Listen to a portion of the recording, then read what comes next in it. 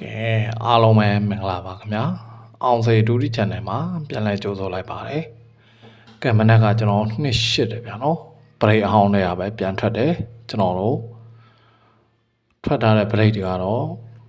ကြည့်လိုက်မယ်ဆိုရင်ကျွန်တော်တို့အပူကမဖြစ်မနေထွက်ပေးရတော့မှာဗျာနော်တို့ပဲမဲ့လဲကျွန်တော်တို့တိုင်တွေပိတ်ထားရတယ်နော်ကျွန်တော်တို့ထွက်အောင်မှာမဟုတ်ပါဘူးဗျာနော်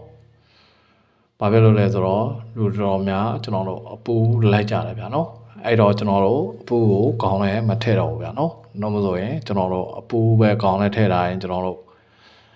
ကြံခဲ့တဲ့ကဏ္ဍတွေပါဗျာနော်အဲ့တော့ညနေမှာကျွန်တော်ချစ်မေစီများအားလုံးတွေကျွန်တော်ရဲ့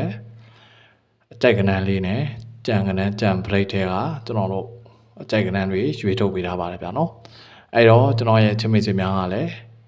အကြိုက်ချင်းတို့မှာကစားပါလို့ပြောချင်ပါတယ်ဗျာနော်ကဲထုံးစံနိုင်ပဲကျွန်တော်တို့ဗုဒ္ဓဟူးနေ့ညနေအတွက်ပောက်ကနန်းလေးမရယူခင်မှာထုံးစံတိုင်းကျွန်တော်ရဲ့အောင်စေတူတီ channel အသစ်လေးကို subscribe မရသေးဘူးဆိုလို့ရှိရင် subscribe လေးနှိပ်ထားပေးဖို့တောင်းဆိုချင်ပါတယ်ကျွန်တော်တို့အသစ်တင်တိုင်းကဏ္ဍတွေတင်တိုင်းတွေ့အောင်လို့ subscribe ပေးနာnotification ခေါင်းလောင်းလေးလည်းနှိပ်ပေးထားကြပါဦးကဲအဲ့တော့ကျွန်တော်တို့ညနေလိုရင်းတူရှင်းအောင်ပဲ